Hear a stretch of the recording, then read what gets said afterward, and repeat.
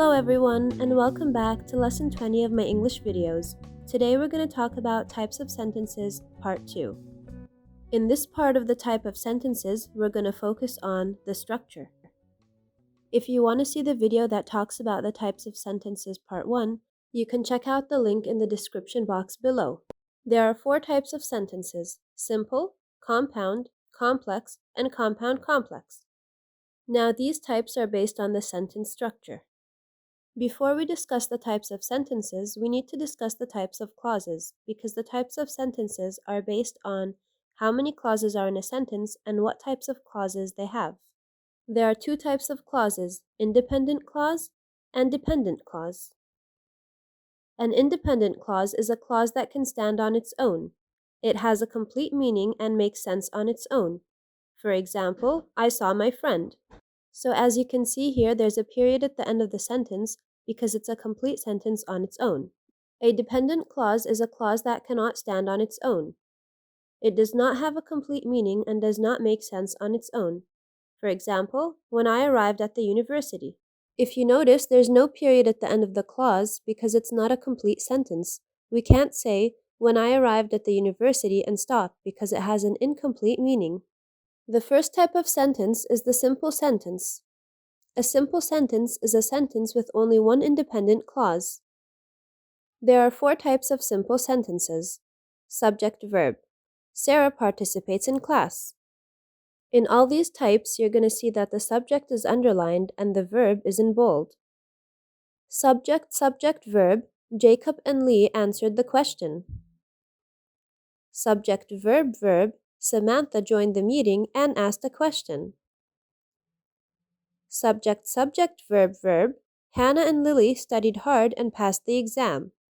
So as you can see, there are 4 types of simple sentences, and they're all independent clauses. The second type of sentence is the compound sentence. A compound sentence is a sentence made up of 2 or more simple sentences, which means that it's made up of 2 independent clauses.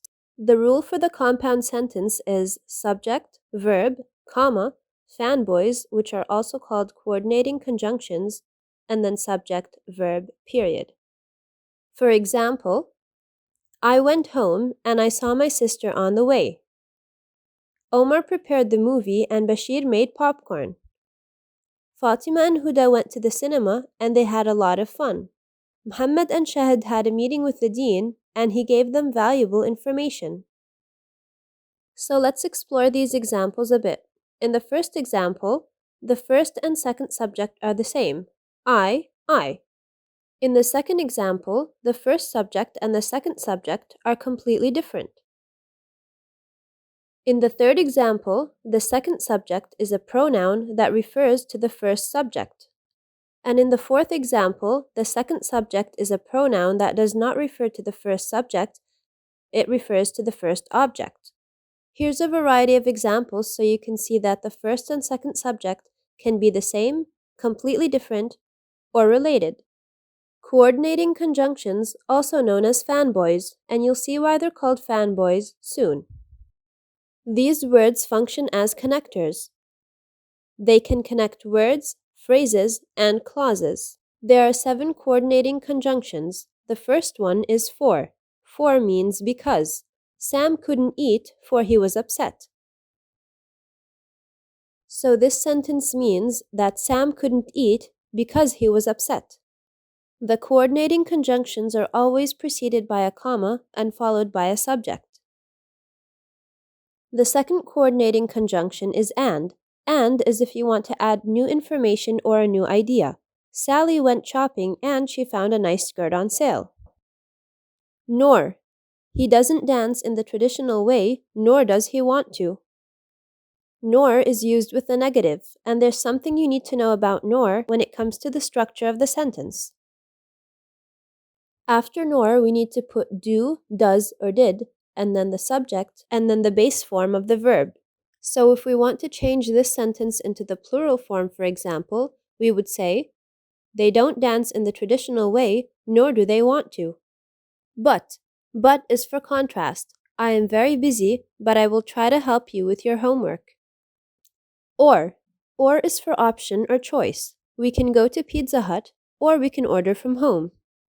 Yet. Yet is not the same yet that we use in she hasn't arrived home yet. This yet is like but stronger. It's used for contrast. She wasted all her money, yet she has the audacity to ask for more money. So here we have contrast and surprise at the same time. So it's like I'm saying, although she wasted all the money that I gave her, she still has the nerve to ask for more money. So is used for consequence or result. I finished all my studies, so now I can relax. So the result of me finishing all my studies is that I can relax now.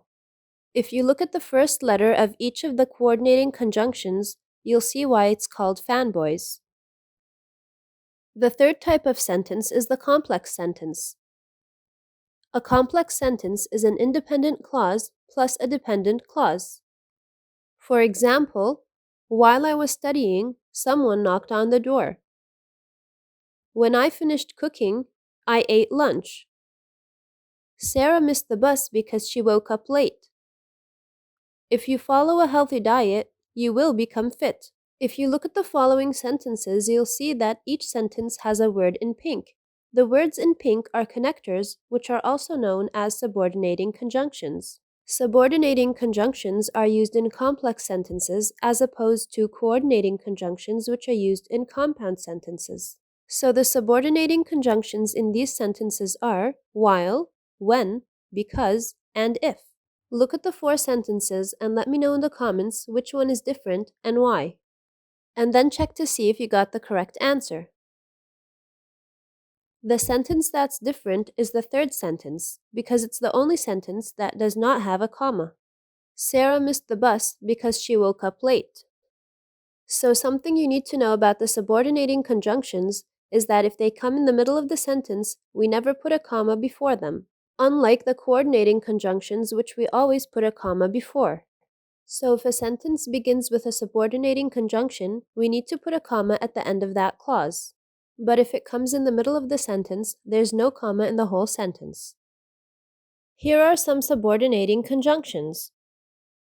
As if, before, after, because, though, although, even though, while, when, whenever, if, during, as soon as long as, since, until, unless, where, and wherever.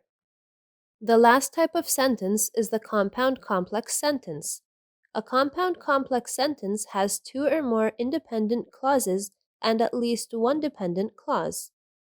Simply put, it is a combination of a compound and complex sentence.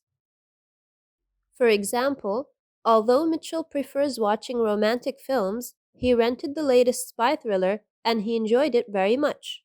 So this sentence consists of a dependent, independent, and independent clause. So if we look at the first 2 clauses, we'll see that it's a complex sentence, since there's a dependent and independent clause. And if we look at the last 2 clauses, we'll notice that it's a compound sentence since there are 2 independent clauses. As we mentioned earlier, a compound complex sentence is a combination of a compound and complex sentence, so it has at least 3 clauses. I hope you found this video useful. Thanks for watching. As always, see you in the next one.